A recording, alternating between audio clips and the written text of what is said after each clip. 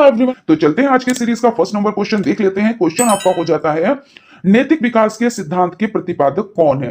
तो नैतिक विकास के सिद्धांत के प्रतिपादक की अगर बात की जाए तो कोहलबर्ग, इन्होंने देखिए 1900 कितना तो 1969 यानी 1969 में नैतिक नैतिक विकास के सिद्धांत का प्रस्ताव दिया। ठीक है ना। उसके बाद आपको हो जाता है अनुबंधन के सिद्धांत के प्रतिपादक कौन है। तो अनुबंधन के सिद्धांत के प्रतिपादक पावलोव हो जाते हैं। और इन्होंने किस पर जोर दिया, तो इन्होंने इस बात पर जोर दिया कि आदत के रूप में सीखना साहचर्य और प्रतिस्थापन के सिद्धांत पर आधारित है। और पावलोव का शास्त्रीय अनुबंधन के प्रयोग में कौन शामिल था, तो इसमें कुत्ता शामिल था। आपने जैसे कि ट्रिक से हमने बताया कि पावलोव का कुत्ता और थॉर्नडाइक की बिल्ली है ना, तो ये आप लोगों को याद रखना है कि थॉर्नडाइक ने किस पर किया यानी प्रयोग किस पर किया, पावलोव ने किस पर किया प्रयोग, और स्किनर ने किस पर किया, कोहलर ने किस पर किया। इन सब चीजों को आपको याद रखना है। ठीक है, चलते हैं नेक्स्ट क्वेश्चन की तरफ। सूझ या अंतर्दृष्टि के सिद्धांत के प्रतिपादक, तो सूझ या अंतर्दृष्टि के प्रतिपादक कौन हो जाते हैं, तो कोहलर हो जाते हैं। इन्होंने किस पे किया, तो इन्होंने चिंपैंजी यानी एक बंदर पर किया, और जिसको नाम दिया गया सुल्तान, यानी चिंपैंजी का जो नाम था वो क्या नाम था, तो सुल्तान नाम था। ठीक है ना। उसके बाद चलते हैं क्वेश्चन की तरफ। प्रयत्न एवं त्रुटि का सिद्धांत किसका है, तो प्रयत्न एवं त्रुटि यानी कोशिश भी करो और उसमें गलतियां भी हो, है ना। प्रयत्न यानी प्रयास कर रहे हैं और उसमें त्रुटियां, तो किसका सिद्धांत है, तो थॉर्नडाइक। और थॉर्नडाइक का क्या है, किस पे प्रयोग किया, तो थॉर्नडाइक का हो जाता है बिल्ली, है ना। इन्होंने बिल्ली पर, भूखी बिल्ली। उसके बाद आपका हो जाता है क्रिया प्रसूत अनुबंधन सिद्धांत के प्रतिपादक कौन है, तो क्रिया प्रसूत अनुबंधन सिद्धांत के प्रतिपादक स्किनर हो जाते हैं। फ्रेंड्स, आप लोग चैनल को लाइक और सब्सक्राइब जरूर किया कीजिए। उसके बाद आपका क्वेश्चन है, प्रबलन का सिद्धांत किसका है, तो बल है तो हल है, तो यानी हल का। ठीक है ना। आप लोग ऐसे याद रखिए, ट्रिक से कुछ चीजों को याद किया जाता है तो क्या होता है, चीजें अच्छे से याद हो जाती हैं। चिंतन को परिभाषित कीजिए, तो गैरेट के अनुसार चिंतन एक प्रकार का अव्यक्त एवं रहस्यपूर्ण व्यवहार होता है जिसमें सामान्य रूप से प्रतीकों, विचारों, प्रतियों का प्रयोग होता है। चिंतन के प्रकारों का नाम उल्लेख कीजिए, तो चिंतन के प्रकार हैं प्रत्यक्षात्मक कल्पना और कल्पनात्मक चिंतन, प्रत्यात्मक चिंतन, तार्किक चिंतन, ये सभी हो जाते हैं। उसके बाद आपका क्वेश्चन हो जाता है तर्क के प्रकार बताइए, तो तर्क के प्रकार आगमन तर्क हो जाता है और निगमन तर्क हो जाता है। निगमन तर्क से आप क्या समझते हैं, तो इस तर्क में व्यक्ति दूसरों के अनुभवों, विश्वासों या सिद्धांतों का प्रयोग करके सत्य का क्या करता है, तो सत्य का परीक्षण करता है। तर्क विकास की विधियां बताएं, तो दृढ़ निश्चय, स्वाभाविकता का विकास, क्रमागत ज्ञान, सूझ शक्ति का प्रयोग, ये सभी हो जाते हैं। वंशानुक्रम का क्या अर्थ है, तो वंशानुक्रम माता पिता से संतान को प्राप्त होने वाले गुणों का नाम है। वंशानुक्रम के सिद्धांत और नियम बताएं, तो बीज कोश की निरंतरता का नियम, समानता का नियम, विभिन्नता का नियम और प्रत्यागमन का नियम, ये सभी हो जाते हैं। वातावरण का अर्थ बताएं, तो वातावरण का अर्थ हो जाता है वातावरण वह हर वस्तु है जो किसी अन्य वस्तु को क्या है, घेरे हुए है और उस पर सीधे अपना प्रभाव डालती है, यही वातावरण हो जाता है। क्वेश्चन है वातावरण को परिभाषित कीजिए, तो रॉस के अनुसार वातावरण वो बाहरी शक्ति है जो हमें प्रभावित करती है। उसके बाद आपका नेक्स्ट क्वेश्चन हो जाता है बालक के विकास को प्रभावित करने वाले वातावरणीय कारकों का नाम उल्लेख कीजिए, तो बालकों के लालन पालन का, संरक्षण की दशाएं, सामाजिक वातावरण में उसका प्रभाव, विद्यालय की आंतरिक स्थितियों का प्रभाव, संचार माध्यमों का प्रभाव, ये हो जाते हैं। बच्चों में कल्पना शक्ति का विकास कैसे कर सकते हैं, तो भाषा ज्ञान का विकास करके और कहानियां सुनाकर। नेक्स्ट क्वेश्चन आपका हो जाता है थॉर्नडाइक ने किन किन नियमों का प्रतिपादन किया, तो थॉर्नडाइक ने देखिए इनके कितने टोटल जो नियम थे वो 8 नियम थे। इसमें 5 नियम कौन से हो जाते हैं, तो गौड़ नियम हो जाते हैं, और आपके जो 3 नियम है वो कौन से हो जाते हैं, तो मुख्य नियम हो जाते हैं। और जो मुख्य नियम है वो कौन कौन से हो जाते हैं, तो हो जाता है प्रभाव का नियम, अभ्यास का नियम, तत्परता का नियम, यानी अगर कोई तैयार है कार्य करने के लिए तभी वो कार्य करेगा, यानी तत्परता का नियम। अभ्यास, जो चीज सीखी उसका बार बार अभ्यास करेंगे तभी क्या होगा, चीजें आप सीख पाएंगे, और ये प्रभाव भी डालती। तो इस तरह से तत्परता का नियम, अभ्यास का नियम और प्रभाव का नियम हो जाता है। और अभी हम जो गौड़ नियम है इस पे भी डिटेलिंग करेंगे, ठीक है ना। फिर उसके बाद हो जाता है अधिगम की एक परिभाषा लिखी है, तो अधिगम की परिभाषा हो जाती है नवीन ज्ञान और नवीन प्रतिक्रियाओं को प्राप्त करने की प्रक्रिया, सीखने की प्रक्रिया है। अधिगम को प्रभावी बनाने वाले कारकों का नाम उल्लेख कीजिए, तो रुचि हो जाती है, अभिक्षमता हो जाती है, विषय का ज्ञान, सीखने की इच्छा, प्रेरणा एवं वातावरण, ये सभी हो जाते हैं।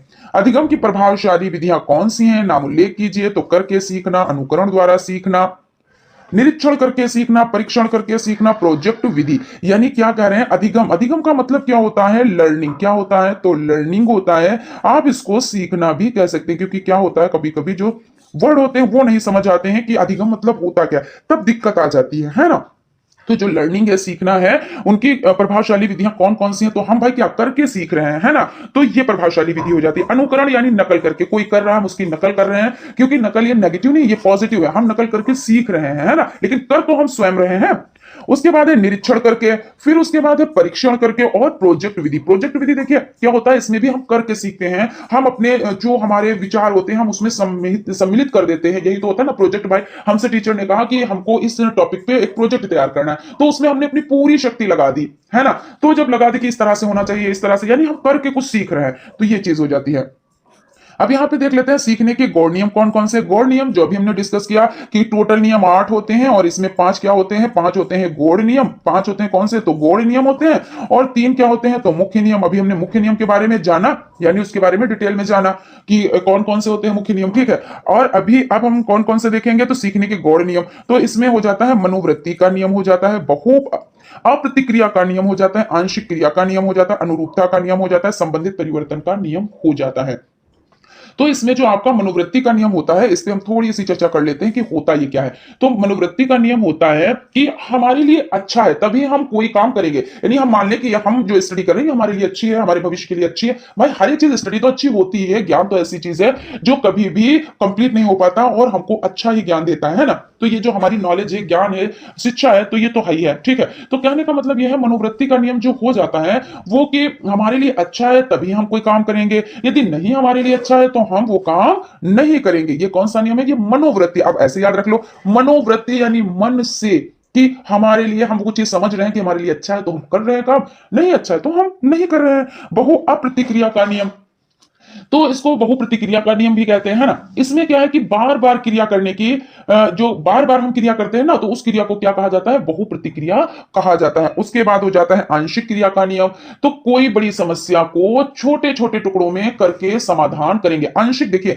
नाम ही से पता चल रहा है, आंशिक, अंशों में बांट लेना। जब हमने क्या किया, अंशों में बांट लिया, कोई भी बड़ी प्रॉब्लम आ जाए तो अब उसका सोल्यूशन नहीं हो पा रहा। यानी मान लीजिए आपके पास एक ऐसी प्रॉब्लम आ गई, मान लीजिए मैथ की प्रॉब्लम आ गई, हालांकि सब्जेक्ट कोई इजी नहीं है और कोई भी टफ नहीं है, लेकिन हम एग्जाम्पल के तौर पे मैथ को ले रहे हैं, ठीक है।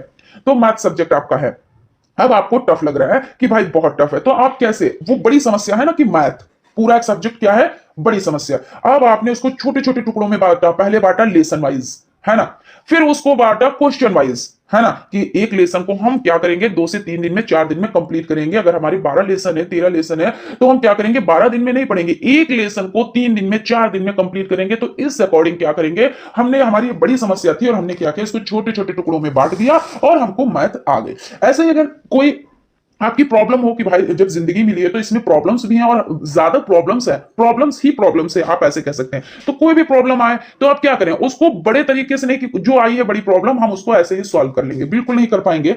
उसको क्या करें, छोटे छोटे टुकड़ों में बांट दें, और जब छोटे छोटे टुकड़ों में बांट दें तब उसका सोल्यूशन हम आसानी से निकाल सकते हैं और उस प्रॉब्लम को हम सॉल्व कर सकते हैं। तो ये होता है आंशिक क्रिया का नियम, और जो नाम ही से पता चला कि अंशों में बांट देना, ऐसे याद करें, है ना।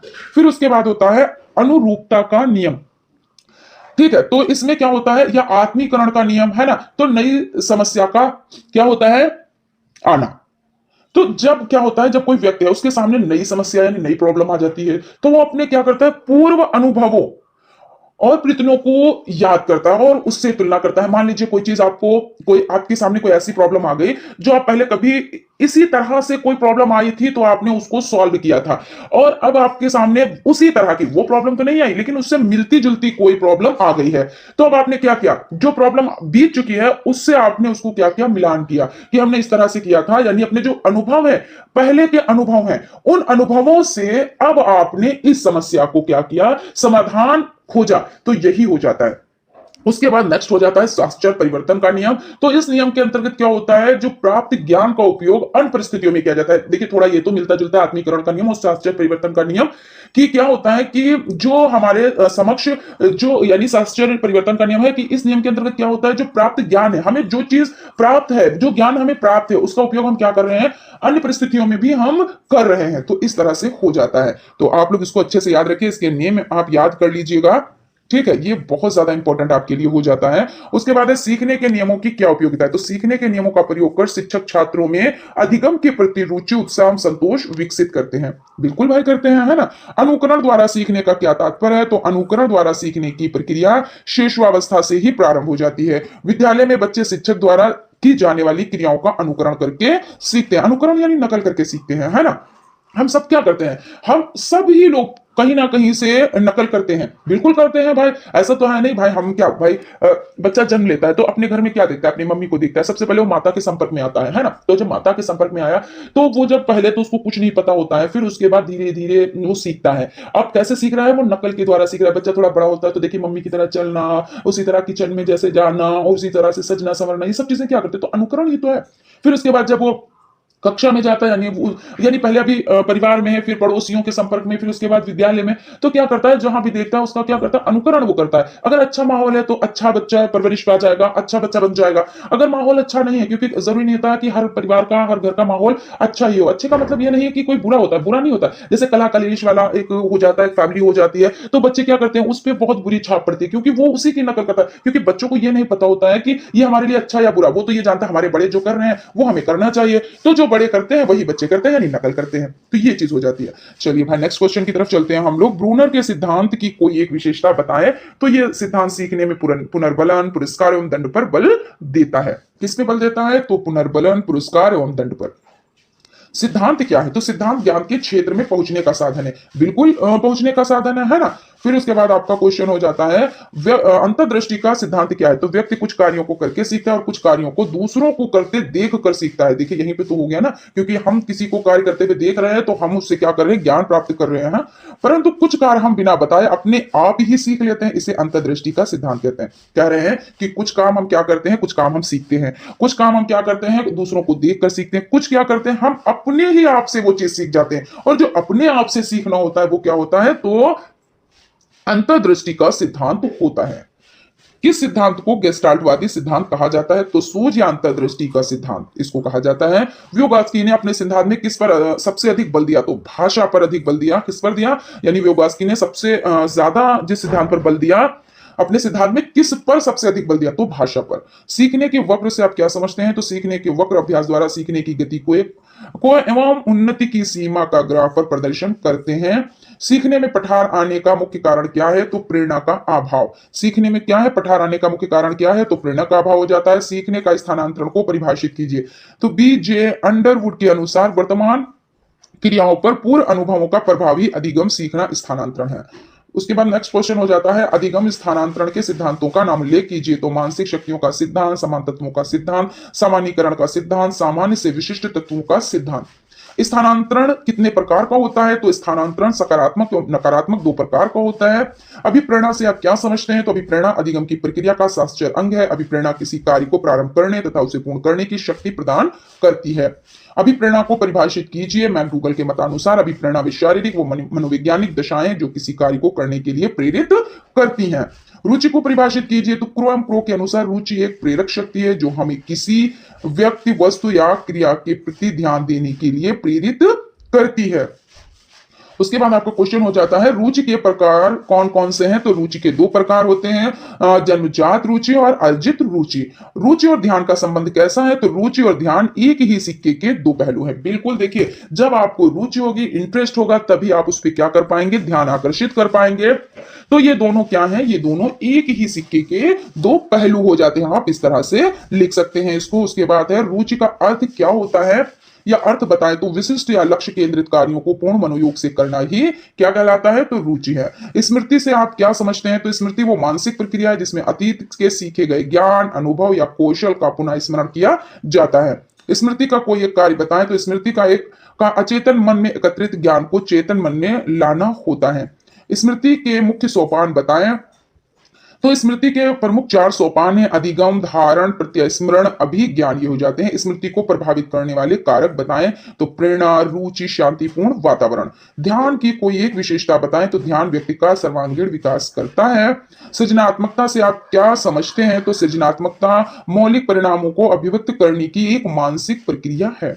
परिपक्वता पर टिप्पणी लिखी है, तो परिपक्वता वो स्थिति है जिसमें व्यक्ति शारीरिक पूर्णता को प्राप्त कर लेता है, यानी परिपक्वता यानी मैच्योरिटी, है ना। तो परिपक्वता वो स्थिति है जिसमें व्यक्ति शारीरिक पूर्णता को प्राप्त कर लेता है। स्मृति के प्रकार बताएं, तो स्मृति के दो प्रकार होते हैं, अल्पकालिक स्मृति, दीर्घकालिक स्मृति। विस्मरण को परिभाषित कीजिए, तो मन के अनुसार ग्रहण किए गए तथ्यों का धारण न करना ही विस्मृति यानी विस्मरण है। विस्मरण का मुख्य कारण बताएं, तो विस्मरण का मुख्य कारण है बाधा का उपस्थित होना।